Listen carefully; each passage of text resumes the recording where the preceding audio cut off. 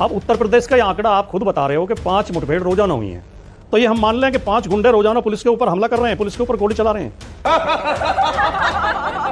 जिस प्रदेश में 5 पुलिस वालों के ऊपर रोजाना गोली चल रही हो, उस प्रदेश में आम आदमी की क्या हालत होगी, इसकी कल्पना कर सकते हैं आप? अरे बाप रे, ये तो धोती खोल रहा है। सच्चाई यह है कि भारतीय जनता पार्टी की सरकारों ने कानून व्यवस्था को प्रतिशोध का मैटर बना के रख दिया है। अब पहले केवल अपराध ही अपराध करते थे, अब पुलिस भी अपराध कर रही है। जो पश्चिम बंगाल की आप घटना बता रहे हो, ये संभव ही नहीं है कि एक रेप के आरोप में पकड़ा गया गुंडा पुलिस से हथियार छीन ले, पुलिस से हथियार छीन के पुलिस के ऊपर गोली चला दे। और अगर ऐसा हुआ है तो वो पुलिस वाले तो नौकरी करने योग्य नहीं है, उन्हें तो बर्खास्त कर देना चाहिए तुरंत। बात तो सही है। सस्पेंड नहीं, बर्खास्त कर देना चाहिए, उन्हें डिसमिस कर देना चाहिए। और ये इस समाज का सबसे खतरनाक पहलू है। खतरनाक पहलू इसलिए है क्योंकि आपको कत्ल करने का अधिकार, चाहे कितना भी हीनियस क्राइम हो, कितना भी हीनियस क्रिमिनल हो, उसको सजा देने का काम पुलिस का नहीं है। उसको सजा देने का काम सिर्फ जुडिशरी का है, न्यायपालिका का। इसीलिए अगर आपको ध्यान होगा कि आज से कई साल पहले आंध्र प्रदेश के अंदर एक बलात्कार का बहुत ही चर्चित केस हुआ था, और जिसमें पुलिस ने उन लोगों को मार गिराया था। पूरे देश में पुलिस वालों की तारीफ की गई, लोगों ने कहा क्या काम किया है। बाद में सुप्रीम कोर्ट ने उन्हीं पुलिस वालों को जेल में भेजा था। आनंद जी, आप इतने पुराने एंकर हैं, आपके साथ हमने इतने शो किए हैं। ये तरीका है, मैं बार बार चिल्ला रहा हूं भाई मुझे 10 सेकंड दे दो, 10 सेकंड दे दो। आप सर एक ही आदमी को बुलवाए जा रहे हो। आप 3 बार तो शिवम त्यागी को बुलवा चुके हैं, जब तो आप मेरे पास मुझे ये पैटर्न पसंद नहीं है। कृपया मुझे मत बैठा करो अपने शो में, मुझे कोई जरूरत नहीं है। जी अपनी बात तो रखिए। अब आप ही के पास में आया हुआ हूं। सॉरी, मुझे आप कुछ कहना। अब आप रखिए, पूरी इत्मीनान के साथ पूरी बात रखिए। सॉरी माफ, आप नाराज हो रहे हैं। पुराने वाले एंकर महोदय का पैटर्न ज्यादा अच्छा लगता था, क्योंकि वहां हमें नहीं बोलने दिया जाता था। करिए वो सब बात नहीं, छोड़िए उस चीज को। भाटी जी अपनी बात रखिए आप। तो चलिए शुरू करते हैं। एक्शन।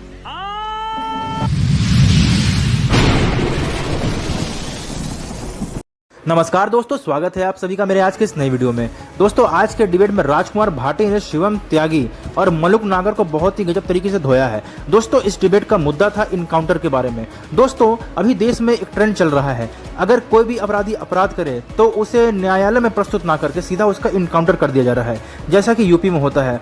और इसी बात पे आज डिबेट बहुत ही भयंकर तरीके से चल रही है। दोस्तों, यूपी पुलिस जिस प्रकार इनकाउंटर करती है और खासकर फेक इनकाउंटर ज़्यादा करती है और बुलडोजर चलता है, वही अब सेम स्ट्रक्चर बंगाल में भी शामिल हो रहा है दोस्तों।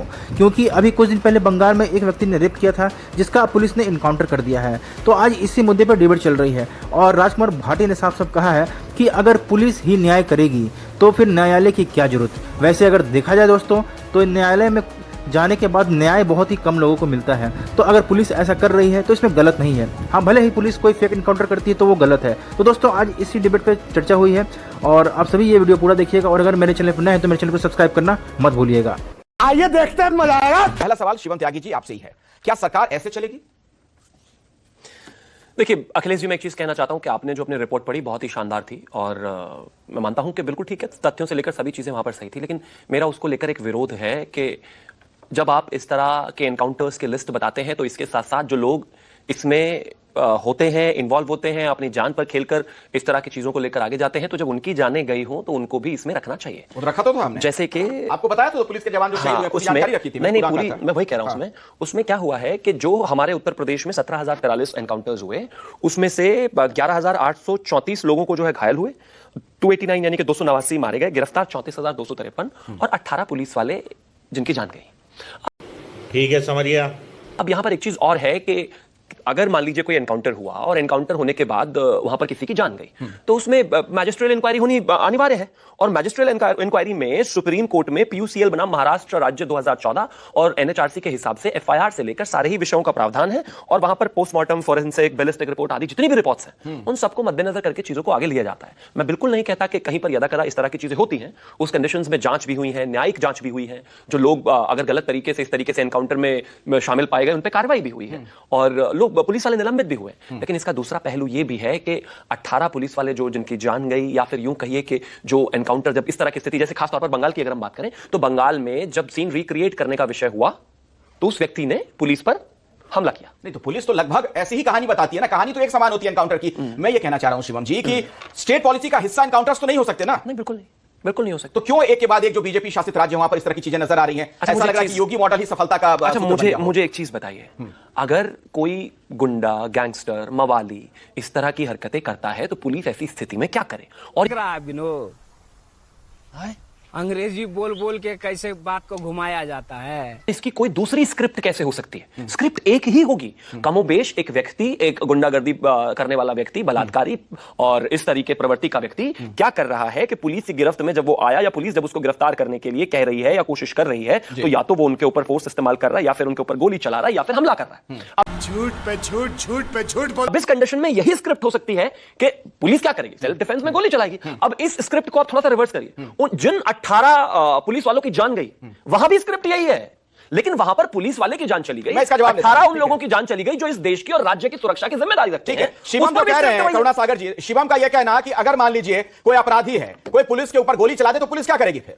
तो आज जो भारत में बीजेपी शासित राज्य हैं, वो एक पुलिस स्टेट बन चुके हैं, जहां एफआईआर और ट्रायल सब पीछे छूट जाता है और केवल सिर्फ बंदूक और बुलडोजर से न्याय होता है। ये बड़ी अच्छी बात कही आप। पिछले 10-12 साल में जब से बीजेपी ने दिल्ली और कई राज्यों में अपनी कमान संभाली है, अगर आप गृह मंत्रालय और एनएचआरसी के इनके ही आंकड़े देखिए तो बताते हैं कि एक्स्ट्रा जुडिशियल किलिंग्स जो है वो उसका ग्राफ लगातार बढ़ता जा रहा है। जहां क्राइम कंट्रोल के नाम पर एनकाउंटर का जश्न मनाया जा रहा है, वहां असल में एक पूरा फेक एनकाउंटर का एक मॉडल तैयार हो गया है। और ये मैं बताता हूं, ये बताते हैं ना कि मैजिस्ट्रियल इंक्वायरी होती है, एनएचआरसी से इंक्वायरी होती है और कोर्ट में मामला गया है।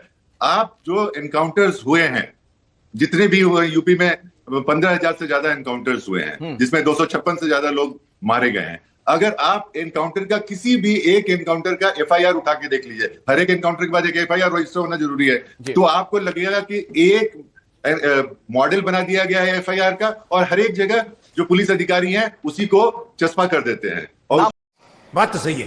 बदल दिए जाते हैं, दिन, तारीख, नाम, लोकेशन, ये सब खाली बदल देते हैं। सिर्फ वही बदला जाता है और हर में यही होता है कि अपराधी को गिरफ्तार करने गए, उसको गिरफ्तार किया, उसके बाद सीन को रिकंस्ट्रक्ट करने के लिए उसको ले जाया जा रहा था, पुलिस अधिकारी का हथियार छीनकर उसने फायरिंग की। क्या किसी भी पुलिस अधिकारी को सस्पेंड किया गया है कि वो अपने हथियार की खुद रक्षा नहीं कर सकता है? पुलिस अधिकारी को हथियार कैरी करने का एक पूरा एसओपी होता है और उसको उसकी जिम्मेवारी होती है, लेकिन ऐसा नहीं हो सकता है क्योंकि वो पुलिस अधिकारी अपने आका के कहने के अनुसार वो काम कर रहा है, तो आप उसके कंडक्ट पर कोई सवाल उठा ही नहीं सकते हैं। नहीं, कैसे नहीं उठा सकते हैं? नहीं, एक मिनट मैं उस पर आऊंगा, राजनीतिक चीजों पर। लेकिन कोई पुलिस राजनीतिक आका के पे कहने के पे कर रही है तो वो भी तो गलत है ना। पुलिस को किस राजनीतिक आका से सारी कमांड लेने की जरूरत है? अखिलेश जी, गलत काम अगर आज हम इस देश में पुलिस या ब्यूरोक्रेसी की न्यूट्रलिटी पर बात करें तो ये हास्यास्पद है।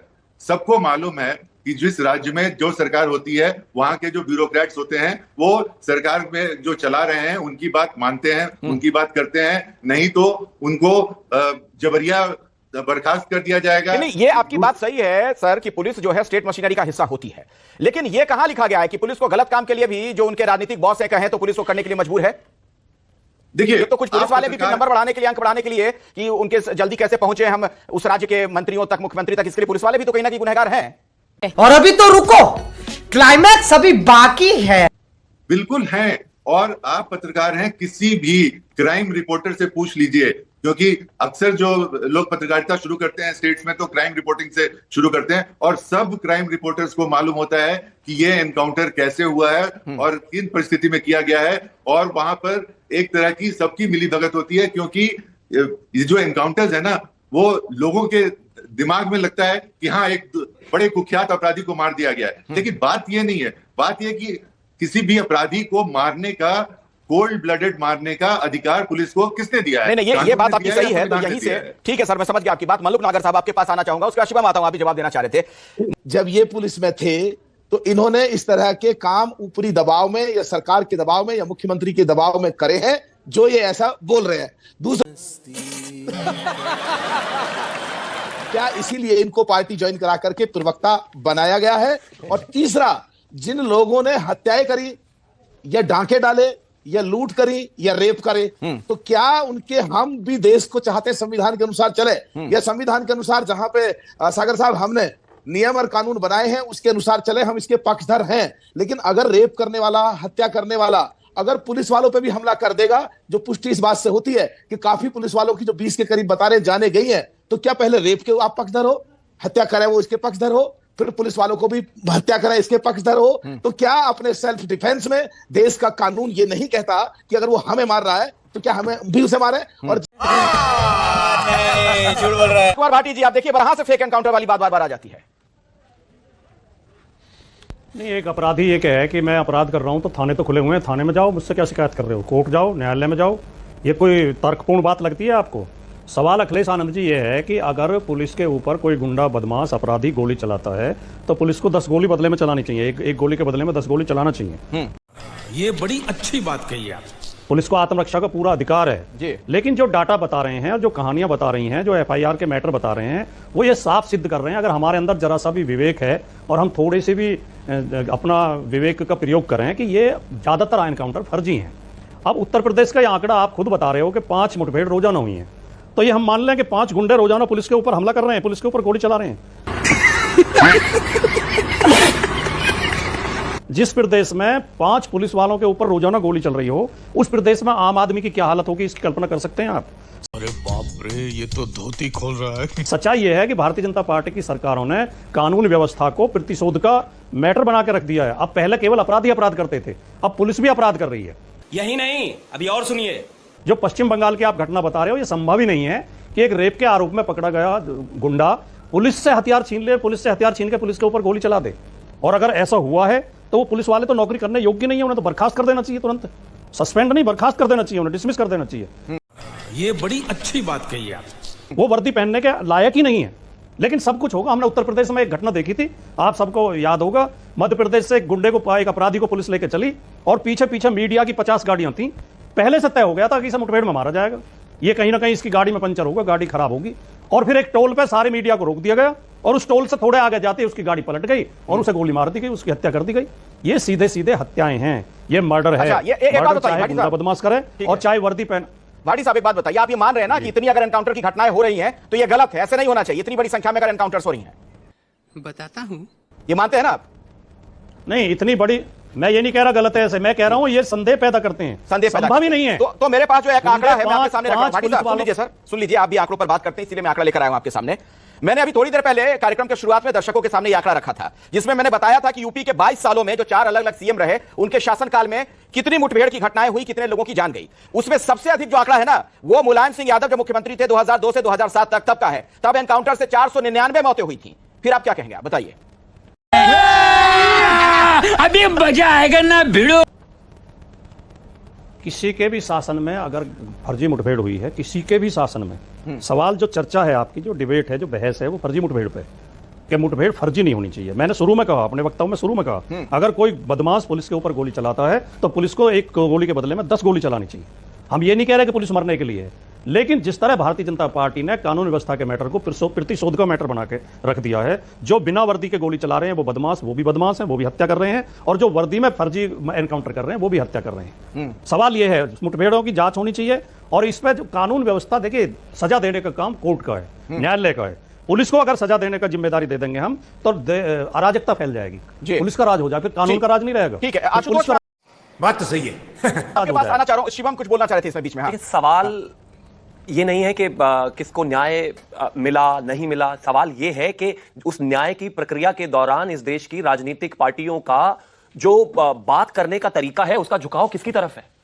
2 जुलाई 2020 को विकास दुबे नाम के एक खुखार गुंडे ने 8 पुलिस वालों को मार दिया, जिसमें से DSP Devendra Mishra, sub inspector Mahesh Yadav, sub inspector Anoop Kumar Singh, sub inspector Sultan Singh, constable Rahul, constable Jitendra, constable Bablu, constable Nebulal. और समाजवादी पार्टी के राष्ट्रीय प्रवक्ता श्री राजकुमार भाटी जी के लिए कंसर्न है वो आदमी जिसने उन लोगों को खुले आसमान के नीचे मारकर मौत के घाट उतार दिया। इस देश की कौन सी ऐसी व्यवस्था है कि उन 8 आदमियों की जिंदगी वापस ला दे। अब मुझे आप इस बात पर तो चर्चा कर रहे हैं कि उसकी गाड़ी पलटी या उसको जो है फर्जी एनकाउंटर हो गया, जो 8 आपके सामने बिल्कुल लाइव इस देश में मार दिया गया पुलिस वालों को। अब समझा दो आप उनके घर वालों को जाकर के, नहीं नहीं ये तो फेक करते हैं, ये तो फर्जी करते हैं, पुलिस वाले फर्जी एनकाउंटर करते हैं, ये तो गुंडों से भी बड़े गुंडे हैं। 8 लोग मार दिए, 8 पुलिस वाले, सीओ स्तर के अधिकारी को, और ये कह रहे नहीं नहीं वो जो बलात्कारी है उसकी तो हिम्मत ही नहीं है कि वो किसी पे गोली चला दे। ये देखो ना क्या हुआ आपके सामने। मैं सिर्फ एक चीज कहना चाहता हूं कि हां, कानून व्यवस्था में अगर कोई भी एक भी फर्जी एनकाउंटर होता है गलत, लेकिन कृपया करके जो गन लेकर पुलिस वाले 18 लोग जो शहीद हो गए एनकाउंटर में उस ऑनगोइंग प्रोसेस के दौरान, तो उन पर भी एक बार बात कर लो। लेकिन गुंडों की जान प्यारी होगी आपको, क्योंकि आपकी पार्टी की लाइन ऐसी होगी। आप अपनी सरकार को डिफेंड कर रहे हैं। राजकुमार भाटी जी से मैंने सपा के जमाने का सवाल पूछा था। मैं सरकार को सुनिए मेरी बात, ये बहुत बड़ा सवाल है, बहुत ही संवेदनशील मसला है। मैं आऊंगा आपके पास, लेकिन थोड़ा मुझे लगता है आशुतोष को भी चर्चा में ले आऊं। पहले मैं आशुतोष, क्या आपको भी ऐसा लगता है कि टफ दिखाने के लिए कुछ मुख्यमंत्री इन दिनों जो एनकाउंटर वाली पॉलिसी है उसको स्टेट पॉलिसी बनाते जा रहे हैं? क्या आपको यह लग रहा है कि लॉ एंड ऑर्डर अगर दुरुस्त दिखाने की कोशिश की जा रही है कुछ मुख्यमंत्रियों की तरफ से, तो बड़ा आसान उनके लिए हो जाता है कि कुछ अपराधियों के मुठभेड़ में उनकी जान चली जाए तो एक बहुत अच्छी छवि जाएगी जनता के बीच में, और इसको ऐसा लग रहा है कि जैसे स्टेट पॉलिसी बना रही है वहां की सरकारें? देखिए अखिलेश, इसके दो पहलू हैं। एक पहलू तो यह है कि क्या पुलिस व्यवस्था पूरी तरीके से कोलैप्स कर गई है कि लोगों के मन में या क्रिमिनल्स के मन में पुलिस का कोई डर नहीं है। एक सवाल इस बात को लेकर है। दूसरा सवाल इस बात को लेकर यह है कि क्या पुलिस इतनी कमजोर हो गई है कि उसकी कस्टडी में कोई आदमी पुलिस वालों की बंदूक को छीनकर पुलिस के ऊपर ही हमला करने की कोशिश करता है और मारा जाता है। हमारे यहाँ ऐसा ही होता है। हर एनकाउंटर की यही कहानी होती, कोई ऐसा एनकाउंटर आपको नहीं मिलेगा जिसमें कहानी नहीं होती होगी। और इसीलिए सुप्रीम कोर्ट और हाई कोर्ट, उत्तर प्रदेश के हाई कोर्ट अभी जनवरी 2026 तक में उत्तर प्रदेश की सरकार को कटघरे में खड़ा किया है। मैं सिर्फ यूपी सरकार के बारे में बातचीत नहीं कर रहा हूं, ये हर सरकार, चाहे वो मुलायम सिंह यादव की सरकार हो, चाहे वो भारतीय जनता पार्टी की सरकार हो या मायावती की सरकार हो, इन लोगों को एक चीज समझ में आती है कि एक्स्ट्रा जुडिशियल किलिंग करनी चाहिए। और ये इस समाज का सबसे खतरनाक पहलू है। खतरनाक पहलू इसलिए है क्योंकि आपको कत्ल करने का अधिकार, चाहे कितना भी हीनियस क्राइम हो, कितना भी हीनियस क्रिमिनल हो, उसको सजा देने का काम पुलिस का नहीं है। बात तो सही है। राजकुमार भाटी जी हमारे साथ जुड़े हुए हैं क्या? आप हाँ अपनी बात रखना चाह रहे थे राजकुमार जी बहुत देर से। आप जी बोलिए सर। नहीं, मुझे कोई बात नहीं रखनी। आप मेरा समय इन शिवम त्यागी को दे दो, बीजेपी को के लोगों के भाषण करवाओ, मुझे नहीं बोलना कुछ भी। बोलिए राजकुमार भाटी जी, अपनी बात तो रखिए सर, बोलिए। नहीं, धन्यवाद भाई साहब, अखिलेश आनंद जी, आपने बड़ी मेहरबानी की। अब आप शिवम त्यागी का भाषण करवा दो, मेरा समय उन्हें दे दो, कोई दिक्कत बात तो सर रखिए। कहां भाषण? मैं तो बारी बारी सबके पास आ ही रहा हूं। आपके पास भी मैं आया था, शिवम त्यागी की बात हो गई, उसके बाद अखिलेश आनंद जी, आप इतने पुराने एंकर हैं, आपके साथ हमने इतने शो किए हैं। ये तरीका है, मैं बार बार चिल्ला रहा हूं, मुझे 10 सेकंड दे दो, 10 सेकंड दे दो। आप सर एक ही आदमी को बुलवाए जा रहे हो। आप 3 बार तो शिवम त्यागी को बुलवा चुके हैं, जब तो आप मेरे पास बात रख दीजिए सर। मुझे ये पैटर्न पसंद नहीं है, कृपया मुझे मत बैठा करो अपने शो में, मुझे कोई जरूरत नहीं है। भाटी जी अपनी बात अपनी बात तो रखिए। अब आप ही के पास में आया हुआ हूं। सॉरी दलाल दलाल दलाल। अब आप रखिए पूरी इत्मीनान के साथ पूरी बात रखिए। सॉरी माफ आप नाराज हो रहे हैं। उनको पुराने वाले एंकर महोदय का पैटर्न ज्यादा अच्छा लगता था, क्योंकि वहां हमें नहीं बोलने दिया जाता था। करिए वो सब बात नहीं, छोड़िए उस चीज को। भाटी जी अपनी बात रखिए आप। भाटी जी रखिए आप अपनी बात, नाराज मत होइए शिवम भाई। अगर पुराने वाले, अरे इन सब चीजों में कहां पड़ता है, वो छोड़िए ना, ये सब मुद्दे पे आइए। मैं केवल ये कह रहा था, जब शिवम त्यागी बार बार ये कह रहे हैं, अब ये कह रहे हैं कि जिन लोगों की जान उसने ली थी उनकी जान वापस आ सकती है, तो इसका मतलब ये बदला लेना हो गया नहीं, जान के बदले जान। तो फिर ये सब शासन कहां रहा, ये कानून का राज कहां रहा? आप जो ये उत्तेजना पैदा कर रहे हैं और आप जो प्रतिशोध की राजनीति, प्रतिशोध का प्रशासन चलाना चाहते हैं, इसी पे तो हम टिप्पणी कर रहे हैं। क्या हम देश को जंगल राज की तरफ ले जाना चाहते हैं या देश को सभ्य समाज की तरफ ले जाना चाहते हैं? ये बड़ी अच्छी बात कही आप। इस देश में कानून और संविधान का राज होगा या उत्तेजना का राज होगा, बदले का राज होगा, हिंसा का राज होगा? हिंसा के बदले में प्रतिहिंसा की जाएगी। सवाल यह है, और उसे शिवम त्यागी जस्टिफाई कर रहे हैं। वो कह रहे हैं कि उसने, विकास दुबे ने भी तो हत्या की थी। ठीक है, उसने हत्या की थी, वो तो गुंडा था, वो तो बदमाश था। आप भी बदमाश हो क्या? आप भी बदमाशी से जवाब दोगे क्या? हमारी न्यायिक व्यवस्था विफल हो चुकी है कानून व्यवस्था संभालने में? क्या बदमाशों को सजा देने में हमारी न्यायिक व्यवस्था विफल हो चुकी है? क्या हमें न्यायालय बंद कर देने चाहिए? क्या हमें जजों को छुट्टी पर भेज देना चाहिए? क्या वकीलों को घर बैठा देना चाहिए? अब पुलिस की पिस्तौल ही सारे न्याय करेगी? सवाल अखिलेश आनंद जी ये है, इसमें हमें गंभीरता से विचार करना चाहिए। सवाल आरोप प्रत्यारोप का नहीं है कि भाई ये सरकार बढ़िया या वो सरकार बढ़िया, ये मुख्यमंत्री बढ़िया वो सवाल ये है महत्वपूर्ण कि हम देश को किस दिशा में ले जाना चाहते हैं। ठीक है, यही नहीं, अभी और सुनिए। हमें सबको इसमें सोचना चाहिए। सरकारें तो बदलती रहती हैं, कल बीजेपी की सरकार नहीं रहेगी, सरकारें तो आती जाती रहती हैं। ठीक है, जवाब दीजिए शिवम त्यागी। उनका यह कहना है कि क्या प्रतिशोध के साथ सरकारें चलेंगी, क्या बदले की भावना से सरकारें काम करेंगी? मैंने ऐसा कहा ही नहीं, ना मैंने प्रतिशोध की बात कही, ना बदले की बात कही, ना मैंने ऐसा भी कहा कि विकास दुबे ने भी तो हत्याएं की थी। मैंने ऐसा नहीं कहा था। मैंने कहा था राजकुमार भाटी जी कि डिस्कोर्स में आज भी समाजवादी पार्टी के प्रवक्ता की तरफ से विकास दुबे है। वो जो 8 लोग, जो 8 पुलिस वाले शहीद हुए, उनका कहीं नामो निशान नहीं है। प्रॉब्लम इस बात से है। आप इस प्रॉब्लम को डिस्कस करना चाहते हैं, बिल्कुल करिए। आप एक पक्ष रखना चाहते हैं कि जिन लोगों के एनकाउंटर्स हुए उनकी स्थिति क्या रही। मैं दूसरा पक्ष आपको सिर्फ ये कह रहा हूं कि जब आप एनकाउंटर की बात करते हैं, जब आप किसी दुर्दांत अपराधी के मारे जाने की बात करते हैं, सेल्फ डिफेंस में पुलिस वाले उन पर गोली चलाते हैं, तो जो पुलिस वालों को मारा गया, कृपया करके उनका भी जो एक हिस्सा है, उनका भी जो एक एंगल है, उस पर भी बात की जानी चाहिए। मैं बिल्कुल नहीं मानता बदला और ये प्रतिशोध, ये कोई न्याय हो सकता है क्या? कभी न्याय नहीं हो सकता। लेकिन इसका यह मतलब तो नहीं है कि जब भी बात करोगे आप उसी की बात करोगे जो एनकाउंटर में मारा गया, जो पुलिस वाला एनकाउंटर के दौरान घायल हो गया, जो शहीद हो गया, उसकी भी तो बात हो जाए। वो भी तो आपकी स्क्रिप्ट के हिसाब से वही सेम स्क्रिप्ट थी, लेकिन वहां पर पुलिस वाले की जान चली गई। स्क्रिप्ट तो यहां पर भी सेम थी। विकास दुबे अगर पहले ही, जब एनकाउंटर स्थिति पहले बनी जहां पर पुलिस वालों की जान चली गई, अब इसको घुमा लीजिए, अगर यहीं पर विकास दुबे का एनकाउंटर हो जाता, ठीक है, तो क्या इस बारे में इतनी बात होती? बिल्कुल नहीं। लेकिन वहां सेम स्क्रिप्ट पर 8 पुलिस वाले राजकुमार भाटी शहीद हो गए। राजकुमार भाटी, अगर आप जवाब देना चाहें, अगर आप जवाब देना चाहें, फिर मैं जाता हूं स्वयं पुरोहित के पास। भाटी जी, देखिए, चर्चा तो हम फर्जी एनकाउंटर पे कर रहे हैं, नहीं कि क्या फर्जी एनकाउंटर उचित नहीं ठहराए जा सकते। शिवम त्यागी उनका बचाव कर रहे हैं कि जिसने हत्या की थी उसकी अगर हत्या होगी तो कौन सा गलत हो गया, तो उन्हें कौन बचा रहा है? पुलिस वालों के साथ सबकी हमदर्दी है, पुलिस वालों की हत्या गलत हुई थी, उनके लिए जो शासन कर सकता है वो किया भी है। तो सवाल केवल ये है कि हमें कानून के राज की स्थापना करनी चाहिए, हमें हिंसा के बदले में प्रति हिंसा नहीं करनी चाहिए। बहुत अच्छी बात आपने कही, बहुत अच्छी बात है, बिल्कुल आप सही कह रहे हैं कि प्रतिशोध की राजनीति नहीं होनी चाहिए।